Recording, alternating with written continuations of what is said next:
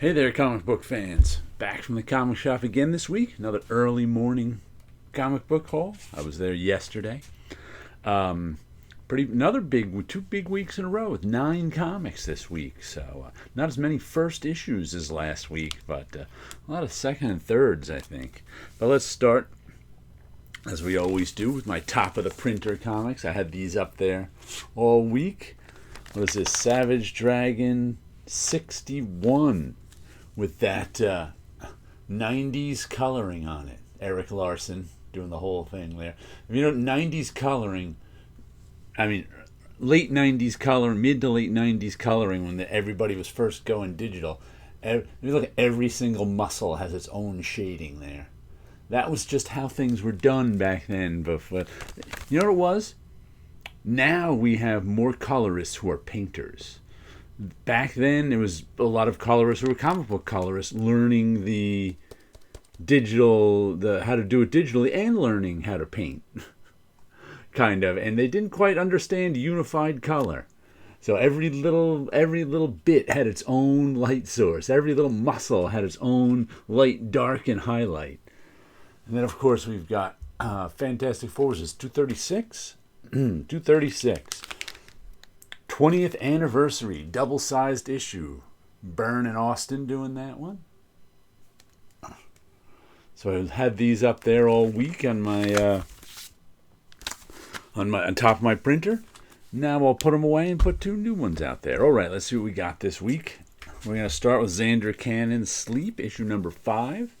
This one's been going along nicely. It's about a guy who falls asleep and turns into a monster, or at least we think he turns into his monster. That's what they're telling us, but we haven't actually seen the monster. We haven't seen him actually turn into a monster.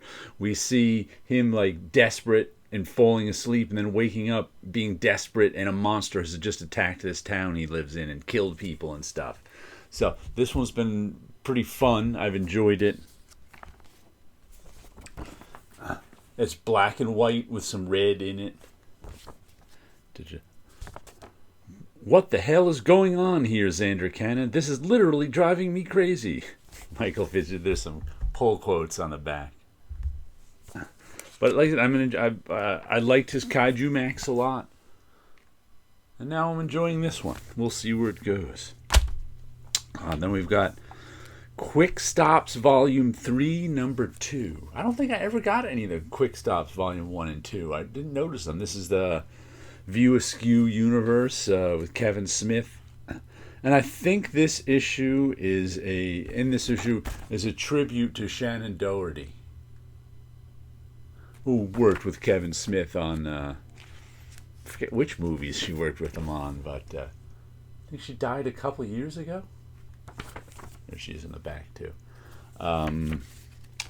This one is written by Kevin Smith, art by Ryan Gajda, Gajda. I can't even say letters this morning. Letters by Andrew Thomas. Standard covered by Ryan Gajda. So I guess that's the... Did I get this? Yeah, cover A. I got the standard cover. But he's such an idiot. Oh, there are their names down there, too. And we got, here's a number 1, Orphan and the Five Beasts, Bath of Blood by James Stokoe. But since I got Orphan and the Five Beasts, the first series, it's not quite the same as a new number 1 that I'm trying out, because I know what I'm getting with this one. It's sort of like a Hong Kong martial arts movie story, if memory serves. I dig James Stokoe's art.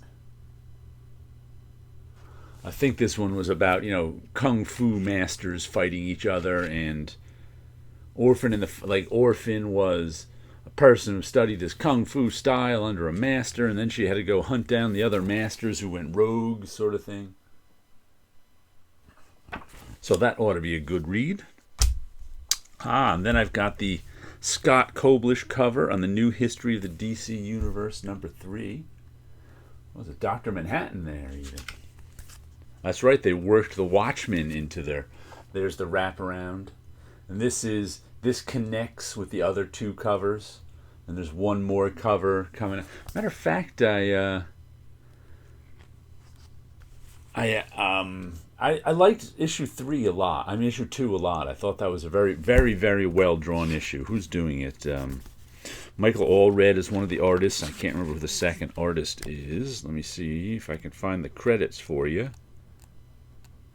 There's a lot of notes in the back too.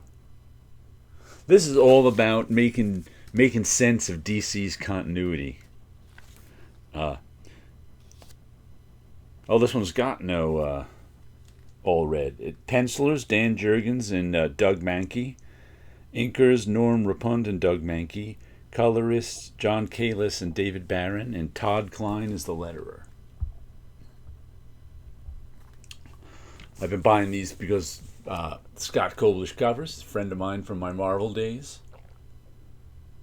And I even ordered as a Scott's got a local. He's out in California, some Southern California, I think. He's got a local comic shop who, right before this came out, had an offer where for $50 you get all 4 issues, all autographed in a sketch. So I actually ordered that too, but it's not coming out. They're not mailing them out until the 4th issue comes out, which I think was supposed to be September. I think this issue is late.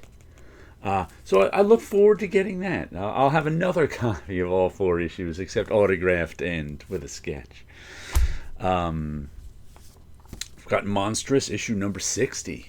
The 5-year mark 10 years later. It's just it always, I always remember, oh, look at that, those waves. Once again, oversaturated printing. Get some better cover stock, will you? But I like the comic, and like 60 issues is 12 issues a year. 5 times 12 is 60. So whenever a comic hits 60 issues, that was the 5-year mark. Except it's the 10-year mark for this because they take time off. Monstrous is this high fantasy story about a woman who's got a monster inside her, an elder god. And there's all sorts of fighting going on between the humans and the animal people and the these people and the that people, and more elder gods are coming back. And I've enjoyed this issue. I've enjoyed this series since the beginning, but I've really been liking it a lot lately. Then we've got Lazarus Fallen, issue number 4. This is like, I can't remember what there was a couple other there was only one main Lazarus series. Rucka, Lark, Arcus, and Mare are our creators. And this is the one that takes place in the future where families run all the different countries, like government, different like families are the governments. And they've got their own like superpowered enforcers who are the Lazaruses. They have extra life too or something. But Forever is the Lazarus of this one family. And she just went rogue, I think, at the beginning of this series. Because most of the story was about what's happening in this world and Forever slowly getting disillusioned by her role in it. So it's been fun. It stopped publishing comic books for a few years and only went to like these bigger square-bound ones and graphic novels. And I picked it up in graphic novel form for about 3 graphic novels. Now we're back for the final run of 20 issues. And this is issue 2 of Rick Remender and Daniel Acuna's Escape. And this is the one, it's a World War II story, except with anthropomorphic animals. There's some of our animals there. And the first issue, I don't know what the second issue is. The first issue was about a bomber squad who got shot down over Germany, and the one guy survived and was trying to escape through Germany, and it ended on a cliffhanger. So this doesn't look like him running through Germany, so I don't know what's going on in the second issue, but we'll see. And then we've got some more Scott Koblish, Archie versus Minor Threats. This one he's drawing though, and the other one he just did the covers. Script, Patton Oswalt, Jordan Bloom, Timmy Heeg. Art, Scott Koblish. Colors, Hi-Fi. And letters, Nate Picos of Blambot. I enjoyed the first issue of this a lot. I don't really know Minor Threats. That's Patton Oswalt's sort of superhero universe he's been doing for Dark Horse along with other people. Patton Oswalt, the comedian slash actor, who's also a big comic book fan. And since he's a comedian, he's a writer. Because they write a lot of their own material. So Archie went to visit whatever city Minor Threats live in. And I think the Minor Threats are like villains. They're like minor league villains. But I really enjoyed it. Very well drawn. Scott's mixing styles here very, very well. So I look forward to the second issue. I'm not sure what's going on this cover.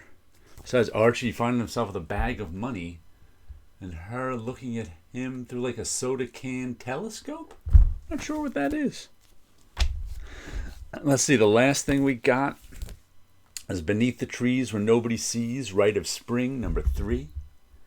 And this is the one that continues, Beneath the Trees Where Nobody Sees, by who's our Horvath does all the artwork. Atzmain Elhau is the letterer. And once again, it's anthropomorphic animals. But this one is a serial killer story. Anthropomorphic animals. This big cute teddy bear is a serial killer. And in the first issue, we had a woman looking for her brother, who the serial killer killed a while ago. And we're actually sympathetic towards the serial killer in this. It's real creepy to be sympathetic towards a serial killer that's killing people. Because like the first series was about a second serial killer popping up, finding or wannabe serial killer, and wanting to team up with the serial killer, which the serial killer found very distasteful. So so that was interesting. So that's why we were kind of on the serial killer side, because this new interloper was worse than him. But this one doesn't have that, so it's a little more creepy. Let me show you a little what I got this week. Dreams of Things 298. I've been working on I've been doing multiple 300s when I reach there. But I like this colorfulness. We get her in her dress of a few colors, not many. The rainbow behind her. Roy G. Biv, red, orange, yellow, green, blue, indigo, violet. Oh, we don't have a violet. Oh, yeah, we do have a violet up top. There we go. We got an eye cone looking at us. We got this looking at. I like the way that these two, there's sort of a face and vase, positive, negative space thing going on there, where they shift back and forth between that being positive space and this being negative. And they go, little tension going on. I like that. But I like the way this one came out. A little different composition than I usually. Little muted Mondrian design down there. 290 overall. I like. When did I do this? August 11th. That one is from. I like that one. Sometimes when I see them again, I like others more. I like some more than others. I think that's one I like more. All right. There you go. Some comic books, some artwork, and you guys have a good week out there.